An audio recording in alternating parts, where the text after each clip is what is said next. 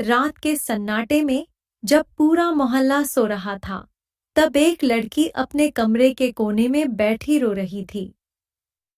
नाम था उसका सिया, उम्र सिर्फ 19 साल। बाहर से एकदम शांत, अंदर से तूफान। कोई नहीं जानता था कि हर रात उसकी चीखें तकिए में दब जाती थी। पिता की कठोरता, माँ की चुप्पी और समाज की संकीर्ण सोच, तीनों ने उसकी आत्मा को जंजीरों में जकड़ रखा था।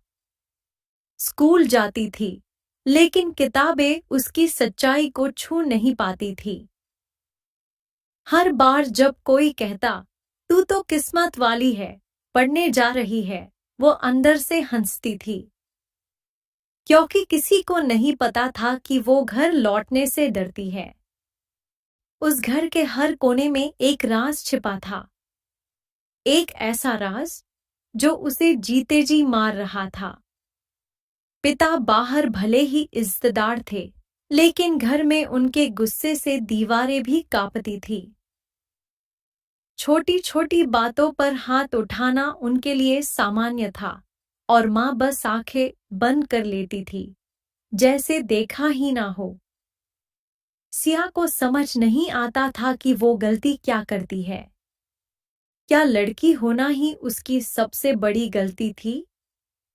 उस घर के हर कमरे में उसकी चीखें गूंजती थीं, मगर कोई सुनने वाला नहीं था।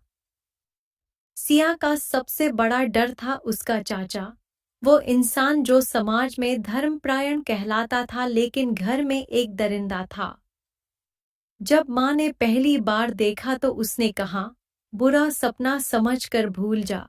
जब दूसरी बार हुआ, तब सिया ने खुद को बंद करना शुरू कर दिया, खामोशी की दुनिया में। एक बच्ची जब अपने ही घर में महफूज ना हो, तो वो कहाँ जाए? सवाल सबको था, जवाब किसी के पास नहीं। चाचा के हाथों की छुअन अब उसके सपनों में भी डर बनकर आती थी। वो धीरे धीरे बोलना भूल गई थी। उसके चेहरे पर हंसी की जगह एक नकाब था।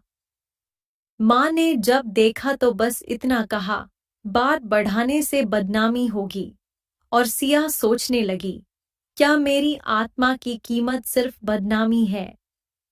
हर रात वो सोचती, क्या कोई आएगा जो उसे इस नर्क से निकालेगा? पर वो भी जानती थी, उसे खुद ही लड़ाई लड़नी होगी। स्कूल उसके लिए भागने की जगह थी। वहां एक अध्यापक था, राघव सर, जिसने सिया की खामोशी में छिपे सवाल पढ़े थे। वो हर रोज पूछते, तू ठीक है? और सिया हर बार झूठ बोल देती, हाँ सर।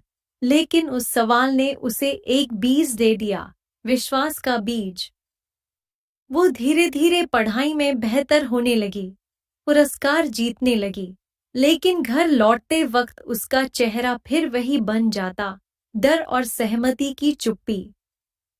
राघव सर ने उसे किताबों के जरिए बाहर की दुनिया दिखाई। एक दिन उन्होंने उसे कल्पना जोशी की आत्मकथा दी, एक औरत की जिसने अपने शोषण के खिलाफ लड़ाई लड़ी थी।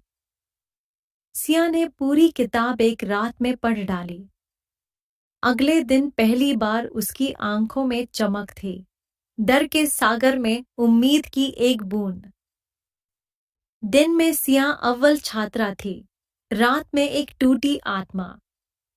वो डायरी लिखती थी, एक दिन ये सब किसी को बताऊंगी, लेकिन अगले ही पन्ने में वो खुद अपने शब्दों को काट देती थी।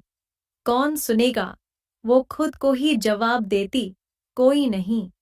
लेकिन राघव सर की बातों ने उसे धीरे धीरे आवाज दी, डर से लड़ो, भागो नहीं। और शायद उसी आवाज ने उसकी सोच बदलनी शुरू की। वो अब लोगों को ध्यान से देखने लगी थी। उसे समझ आने लगा कि हर मुस्कुराता चेहरा अंदर से खुश नहीं होता।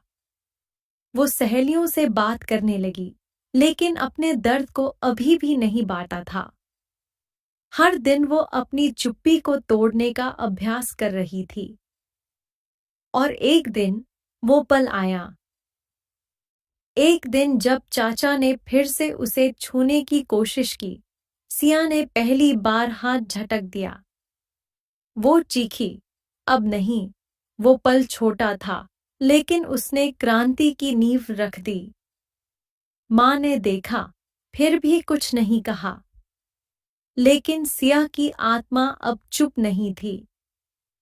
उसने अपनी डायरी की जगह अब एक वीडियो रिकॉर्ड करना शुरू किया, खुद के लिए। वो वीडियो उसके शब्द नहीं थे, उसकी चीखें थी। उस वीडियो में उसका चेहरा नहीं दिखा, लेकिन उसकी आंखों में जो तूफान था, वो दिखता था। उसने उसे सेव कर लिया, बिना किसी को दिखाए। अब वो हर दिन खुद से वादा करती, मैं डर को मारूंगी। सिया ने खुद की लड़ाई अकेले लड़ी। स्कूल में शिक्षक को सब बताया, लेकिन उन्होंने कहा, पुलिस में रिपोर्ट करो। जब वो थाने गई, तो इंस्पेक्टर ने कहा, घर की बात घर में रखो। वो टूट गई, लेकिन हार नहीं मानी। उसने एक एनजीओ से संपर्क किया, उन्हें सब बताया। अब उसकी लड़ाई में एक साथी था, सच। एनजीओ वालों ने उसकी मदद की, उसे सुरक्षित स्थान दिया और एक वकील नियुक्त किया। अब लड़ाई कोर्ट तक पहुंच गई थी।